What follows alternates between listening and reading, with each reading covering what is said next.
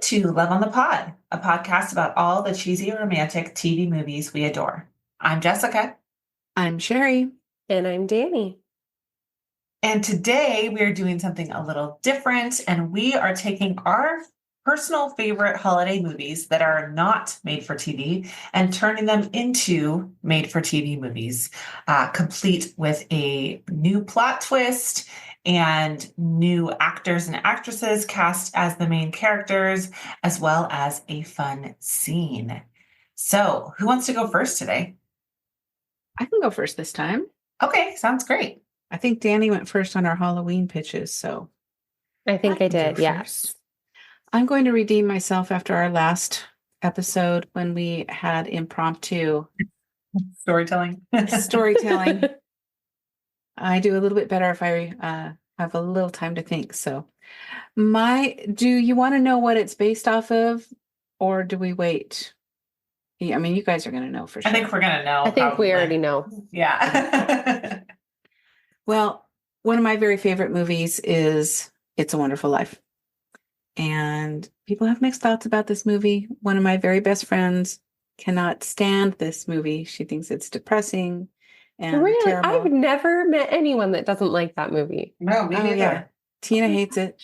But the thing is, it's supposed to be depressing because then it shows you that life can turn around even in the darkest moments. Mm-hmm. So it's wonderful. She's wrong. You know, if you're listening, I love you. You're wrong. So my little twist is called, and I believe there is already a movie called this once I did pick this name, but that's okay. That's par for the course on Hallmark.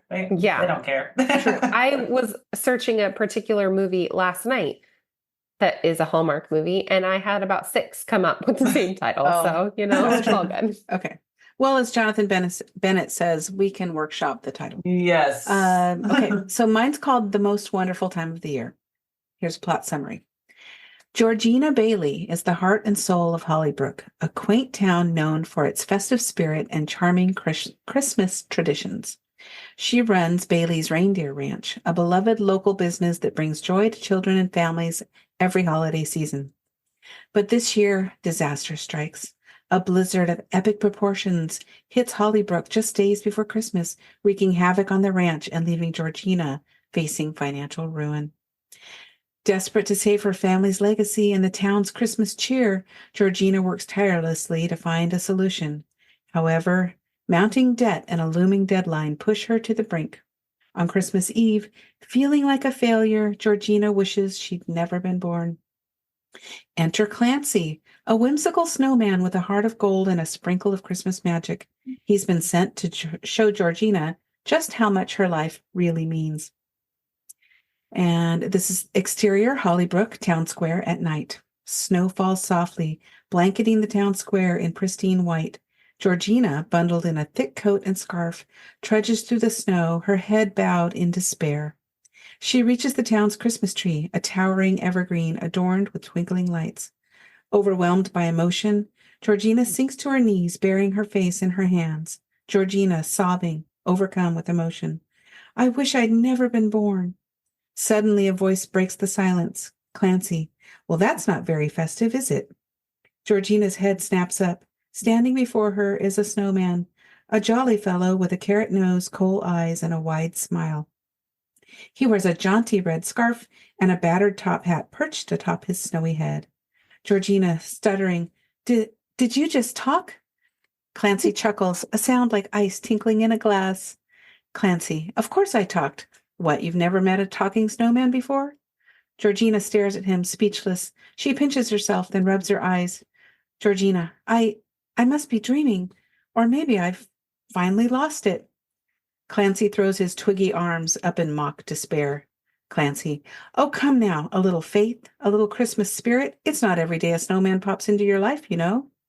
Georgina cautiously approaches Clancy, her eyes wide with disbelief. Georgina, but you're a snowman. You're made of snow. Clancy taps his frosty nose with a twiggy finger. Clancy, the finest snow, mind you, and don't forget the magic. A pinch of Christmas magic can do wonders, you know. Georgina can't help but smile, a flicker of wonder replacing her despair. Georgina, magic? Clancy, oh yes, magic. And speaking of magic, I believe you have a wish to make. Something about not being born? Georgina's smile fades, the weight of her troubles returning. It's a long story. Clancy, I've got all the time in the world, my dear, and a little story time might be just what you need. Now, shall we take a walk? Clancy offers Georgina his twiggy arm, and with a hesitant smile, she takes it. Together they stroll off into the snowy night, ready to embark on a journey of self-discovery and Christmas magic. Clancy guides Georgina on a journey through an alternate reality, a Hollybrook where she never existed. She sees the darkness and despair that grip the town without her kindness, generosity, and unwavering Christmas spirit. Georgina witnesses the devastating impact her absence has had on her family and friends, especially Marty, her childhood sweetheart and the town's beloved veterinarian. Marty, in this alternate reality, is a shadow of his former self, burdened by loneliness and regret. He never married and carries the weight of a broken heart, a heart Georgina unknowingly held the key to. Through this eye-opening experience, Georgina realizes the profound impact she's had on those around her. She rediscovers the true meaning of Christmas and the importance of love and community. Final scene, interior Bailey's Reindeer Ranch at night. Georgina stands amidst the wreckage of the blizzard-ravaged ranch, reindeer huddled fearfully in their stables, tears streaming down her face as she clutches a stack of overdue bills. Marty enters, his brow furrowed with concern. Marty, Georgina, what's wrong? Georgina, voice trembling. It's all gone, Marty. The storm, the ranch. I've lost everything. Marty gently takes the bills from her hands, his eyes filled with compassion. Georgina, listen to me. You haven't lost everything. You have your family, your friends, and this town that loves you. But what about the ranch? What about Christmas? I've failed everyone. The town rallies together to save Bailey's Reindeer Ranch, proving that the spirit of Christmas can indeed conquer all. It can conquer all. Marty cups Georgina's face in his hands, forcing her to meet his gaze. You haven't failed anyone, Georgina. You are the heart of this town, the spirit of Christmas itself. Don't you see that? And as for the ranch, we'll figure it out together. He leans in and kisses her forehead, a tender gesture that speaks volumes. Georgina closes her eyes, a glimmer of hope rekindled in her heart. Clancy the snowman peeks from behind a snowdrift, a wide smile on his face. He winks at the camera, Clancy whispering, "Now that's what I call Christmas magic." And that is the most wonderful time of the year. Cute. Well done. So, do you want to know the actors that I have chosen for this role? No. Okay. Do you want to choose your own? Yes. Tell me. Okay. Georgina is played by the lovely Brooke Dorsey.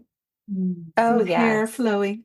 Mm-hmm. Marty is played by Paul Campbell of 3 Men and a Baby fame. And the voice of Clancy the Snowman is Dennis Haysbert, none other than the You're in Good Hands with Allstate man. Oh, yes. That's great. Yes, I That's love great. that. That's awesome.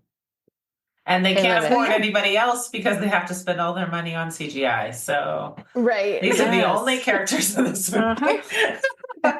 It's one of those styrofoam snowmen that you see like in Hot Frosty. Yeah. He's just on a treadmill and he rolls along.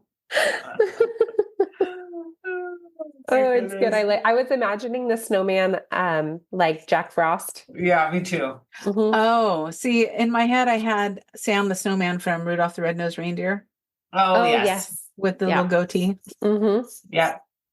Yep. Or I love maybe it. here's a totally different twist. It's all these same actors, but the whole thing is claymation. So you have a claymation Brooke Dorsey and a claymation Paul Campbell. That would be really fun. That would be fun. Oh, I miss Those claymation. claymation movies, those are Finley's favorite. Yeah. Whenever, I if you love it. ask her what her favorite movie is, she'll tell you The Year Without a Santa Claus. Mm. Oh, Oh, wait, yeah. that's not claymation, is it? Well, Is- and I guess those are Rudolph, they're not puppets. claymation. Those are They're stop like the motion. Stop motion. motion. Yeah, Yeah. that's what I'm Mhm. thinking. Stop Yeah, motion. me too. Yeah. Claymation is like Wallace and Gromit.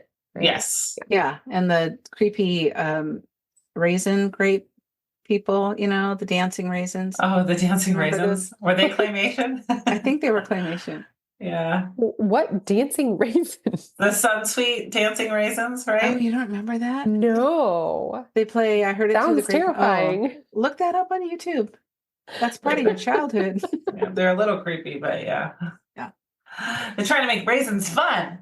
I mean, raisins are Might have delicious. Why do they dance. need to dance? Now they have faces on them and you want me to eat them? No. Okay, Danielle, what's your story? Oh, golly. All right, you guys. Well, my favorite Christmas movie. I mean, I have so many favorite Christmas movies. Yeah. My very favorite Christmas movie, admittedly, is White Christmas. But I Love just that couldn't one. turn that Hallmark. I I just couldn't treasure either. it too much. I couldn't change a single bit of it. I absolutely love that movie. But my next favorite one to watch at Christmas time, especially with my kids, is The Grinch Who Stole Christmas, the Jim Carrey live action version. We love that movie. I'm very sad it's not on Netflix this year. It's not streaming for free anywhere. So I'm like, okay, I gotta just buy the it's such a DVD. bummer when they do that because they'll play it free all year long. And then like a month before Christmas, it's like, nope, you want to Can't watch it, have you got this to pay for anymore. it. Yeah. I'm like, how many streaming services do I need to buy? I don't want to Yeah. buy another streaming service. Mhm. Yeah. So, we haven't watched it yet this season. We did watch the more recent cartoon version. That's very cute. I love that one. The Jim Carrey one is my favorite forever. So that is the movie that I chose to turn into a Hallmark or made for TV movie. And this one is called Where Are You Christmas? Which is probably trademarked. Probably couldn't use that, but that's fine. So Cindy Louise, a dedicated and kind-hearted journalist, is sent to the small town of Pinebrook. You were in Hollybrook. I'm in Pinebrook. Oh. To write an article about the true meaning of Christmas. Despite her enthusiasm for the holiday, her career has kept her too busy to fully embrace the season in recent years. Hoping to reconnect with the holiday spirit, she dives into the traditions of the small town, which she discovers are far more meaningful than she anticipated. While in Pinebrook, Cindy meets Luke Matthews, a charming and warm bookstore owner who is known for his deep love of Christmas and his devotion to helping the local community. As the two work together on the town's holiday events, sparks fly between them, and Cassidy begins to rediscover the joy and wonder of the season through Luke's eyes. Wait, Cassidy. Cindy. I changed her name. And then I missed one. Cindy. It's Cindy. Like, Cindy who's Louise. Cassidy? Hold on. Okay, go ahead. Sorry. Thank you for that. It's Cindy. However, Cindy's biggest challenge comes from her neighbor, Mr. Fred Green, a grumpy and reclusive old man who has spent years avoiding Christmas altogether. Determined to learn why Mr. Green refuses to participate in the holiday, Cindy delves into his past and uncovers a painful story of loss. What she doesn't expect is how deeply her newfound understanding of Mr. Green's heartache will change her own perspective on love, forgiveness, and the true meaning of Christmas. As the holiday season unfolds, Cindy's connection with Luke deepens, and together they help Mr. Green rediscover the joy of the season. With a little holiday magic, Cindy realizes that Christmas is about more than traditions. It's about healing, opening your heart, and sharing the spirit of love with those around you. So there is your synopsis of Where Are You Christmas? And I have one scene to share with you. Are you ready? Ready. Okay. This is the scene where Mr. Green tries to steal Christmas. Oh, okay. Setting. The pitch. Words are hard. The picturesque town of Pinebrook is bustling with Christmas Eve preparations. Snow gently falls on the cobblestone streets and lights twinkle from every window. The town square is filled with people laughing and chatting, some carrying baskets of homemade treats, others finishing up last-minute gift shopping. At the center of it all, a towering Christmas tree adorned with lights and ornaments sparkles in the soft glow of the evening. Cindy, wearing a cozy scarf, is helping Luke set up a hot cocoa stand for the town's Christmas Eve celebration. Nearby, the townspeople are preparing for the night's caroling, excited for the annual gathering. Everything is festive, except for Mr. Fred Green's house. The lights are dim, and the front yard is eerily bare. Mr. Green has been avoiding the holiday entirely, and Cindy can't help but feel concerned. Cindy to Luke, noticing Mr. Green's house. I can't understand why he's doing this. He's always so angry around Christmas, but this year it's like he's determined to make sure no one else has any fun either. Luke, shrugging a bit sadly. He's been like that for years, Cindy. Christmas just reminds him of things he'd rather forget. Cindy, I'm going to figure out why. I can't just let him shut out the whole town. Cut to Mr. Green's house Christmas Eve night. Under the cover of night, Mr. Green watches from his front window, his face twisted in a grimace as the town square fills with light and laughter. The distant sound of carolers reaches his ears, but he turns away, disgusted. With a heavy sigh, he grabs a large burlap sack and heads out the door. Cut to the town square moments later. The town is buzzing with excitement as the Christmas tree lighting ceremony approaches. Luke and Cindy are near the front, greeting friends and neighbors. Suddenly, a few townspeople gasp as they notice Mr. Green making his way toward the massive Christmas tree at the center of the square, carrying the sack. A townsman, shocked, whispering to another, Is he going to steal the tree topper? Cindy, narrowing her eyes, concerned. I think he is. Mr. Green approaches the tree with an air of mischief, and the crowd watches in stunned silence as he begins to climb the ladder with his sack in his hand. Cindy, I have to stop him. Luke, grabbing her arm gently. Wait, Cindy, let's see what he does. Cindy hesitates, then watches as Mr. Green reaches the top of the tree and begins to yank at the sparkling star on top. The crowd murmurs nervously. Mr. Green, grumbling as he struggles to pull the star free. Enough of this nonsense. This town needs to learn that you don't need all this glitter to have a decent Christmas. He finally wrenches the star off the tree, causing it to fall into the sack with a triumphant huff. The crowd gasps. Cindy, shouting, running toward him. Mr. Green, no, you can't just take the star. The town's been waiting for this. Mr. Green, his face hardened, scowling at Cindy. The town's been waiting for a lie, Cindy. You all think this is what makes Christmas special? A stupid star in a tree? No, it's just a distraction from your real problems. This whole celebration is a joke. Cindy, standing her ground, her voice soft but firm. It's not about the star, Mr. Green. It's about hope, about coming together after everything that's happened, about healing. I know you don't believe that, but this town is full of people who care about you. Christmas is a way for us to remember that no one has to be alone, not even you. Mr. Green, pausing, his expression shifting just slightly, but still guarded. You don't know what you're talking about. People leave, Cindy. They always leave. Cindy takes a step closer, lowering her voice to a more gentle tone. Cindy, softly. Not everyone leaves, Mr. Green. Sometimes we just need a little help remembering how to stay. Luke, approaching from behind with a warm, open smile. Cindy's right, Mr. Green. We may not be able to change the past, but we can change the future. You're not alone. Mr. Green looks between Cindy and Luke, his eyes filled with an emotion he's not used to showing, vulnerability. For a moment, he stands frozen, the sack of the stolen tree in his hand. Mr. Green, grumbling but softer now. I didn't come here for a lecture. With a heavy sigh, he slowly walks towards Cindy and, after a long pause, places the star in her hands. End scene. To be continued in your imagination. Aww. That's sweet. I like that. Thanks. I thought it was pretty cute myself. Yeah. Or Mr. Green. I'd have him over for dinner. Yeah. He could be the holiday Hoobie Woody. Okay, so in these roles for Cindy Louise, I have cast Kayla Wallace, who plays Fiona in When Calls the Heart. Mm-hmm. And opposite her, I have, for Luke Matthews, I have Kevin McGarry, who is also from When Calls the Heart. He plays Nathan, and in real life, they are married, and I really want to see them in a movie together because I think that would be really cute. And then the grumpy Mr. Fred Green, I have cast Tim Matheson. He plays Doc in Virgin River, and he's also in like a lot of older movies. He's in Animal House. He's in Leave It to Beaver. He's just wonderful. I just love him. And I think he could play the grumpy Mr. Grinch very well. So there you go. There's the Grinch Who Stole Christmas, Hallmark style. Nice. All right. I like it.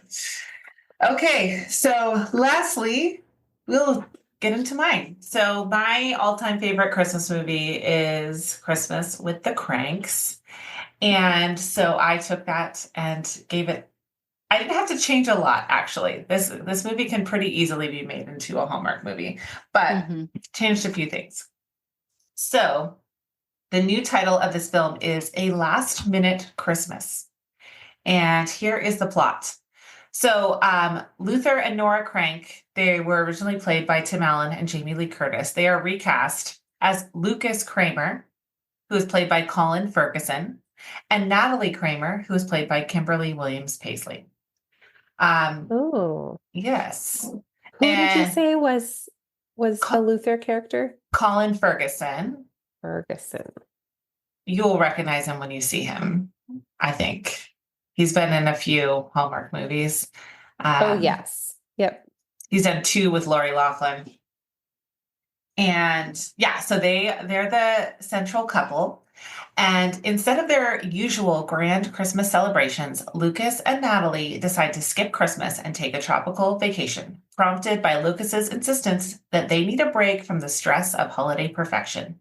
Natalie reluctantly agrees, but is secretly heartbroken about missing the festivities. So instead of centering this around being sad that their daughter is gone, it is more about let's not be stressed out about Christmas. Mm-hmm. The twist is that their grown daughter, Emma, who's originally Blair, is now recast as Emma, played by Bailey Madison. Oh, yeah. Yeah. And I checked. We like her. She's the right age. They could be her parents, so we're good there. Perfect. Good job. Although that's not Hallmark accurate, but no, it's not. But they could be her parents. So she calls last minute to announce that she's coming home for Christmas from her. She has a big job in the city that she moved away for after college. And she's bringing her new fiance, who they do know about, but they've never met him. And he is played by Logan Schreier, who played young Kevin in This Is Us.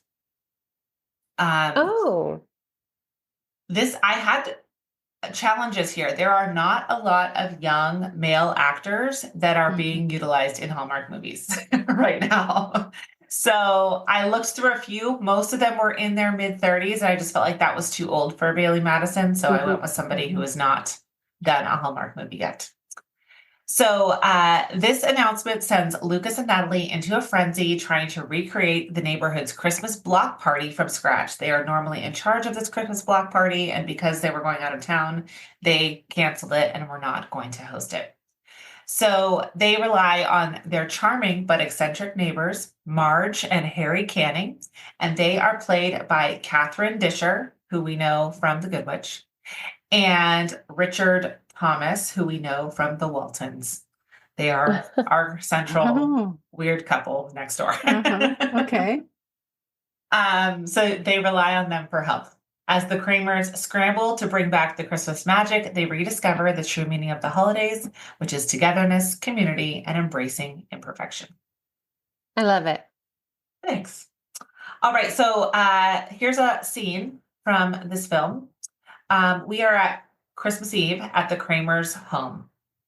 The Kramers' living room is full of half-packed suitcases. Lucas and Natalie are scrambling to finish packing for their Christmas vacation.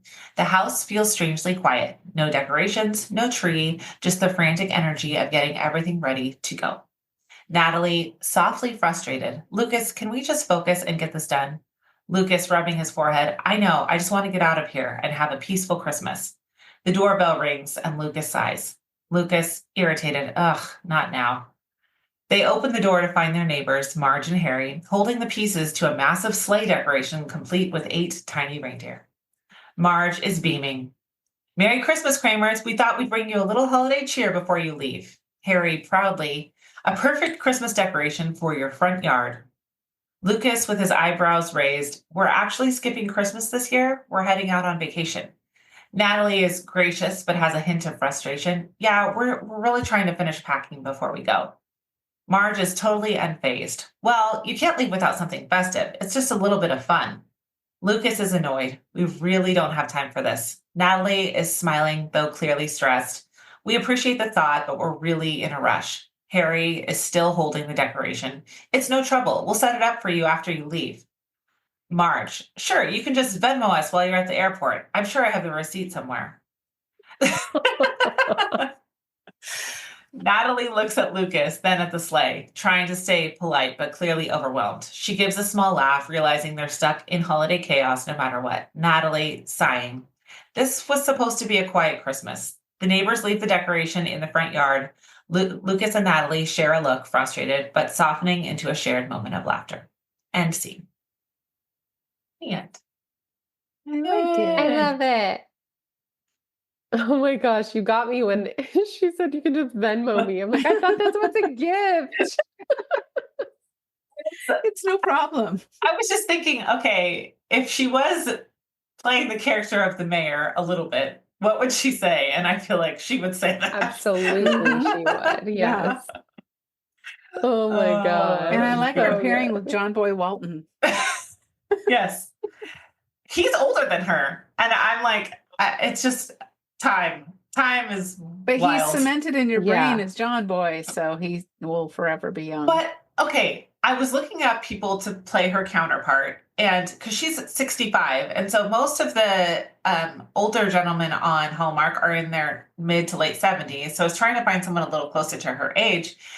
And so he was suggested by ChatGPT. So I went and looked him up, and there's this like whole wild, like made up story about him being a drug addict and all of this stuff. And the pictures that people have created with Photoshop or AI or whatever are terrifying. Do Oh not my look him up. gosh. Do not Google him because they're not I was real. literally just Googling him. I'm gonna put my phone down. They are terrifying. They look like I can't even. They look terrible. It's awful. So whoever, But it's not true. No, it's not true. And you can see like the image is taken from another image. Like this Oh my background is the gosh. same and everything. People Why have do just. people do stupid crap like that? I don't know. I have no idea. Terrifying. I have no idea. It's And then awful. people share and reshare, and then suddenly it's true. It's true in people's minds. Yeah. All right. So next week, we are doing a movie that you've chosen, right, Danny? Yes, I'm very excited. We are talking about Santa Tell Me. And you guys know how big a fan I am of When Calls the Heart. And so I'm really excited to do this movie because it is starring Erin Krakow. Am I saying that right? I've been saying her last name wrong for so long. Me so too. Erin, I'm very sorry for mispronouncing your name. Erin Krakow, and Daniel Lissing, who played Jack and Elizabeth Thornton in When Calls the Heart. So I'm really, really excited to see them together in this film. I've just heard good adore things them about both. it so far. I was gonna watch it just the other day, and then I was like, no, I'll wait because I want it to be fresh in my mind. Maybe I'll just watch it a couple times because I have a feeling I'm really gonna enjoy this movie. It also has Benjamin Ayres and Christopher Russell in it. And it just looks really cute. So I'm very, very excited. There's a little bit of magic in it. It looks really fun. So we will be talking about that next week. Awesome. And Christopher Russell is one who has not committed himself to a specific network. He hops back and forth, which I find to be very interesting and great. Yeah. I think it's cool. Yeah. So. Follow the movies. Be in the movies you want to be in. Yeah. Yep. Absolutely. All right. Well, be sure to follow us on Instagram at Love on the Pod and share your episode thoughts or ideas by emailing us at loveonthepod@gmail.com. Plus, you can text us with future movie recommendations using the link in our show notes.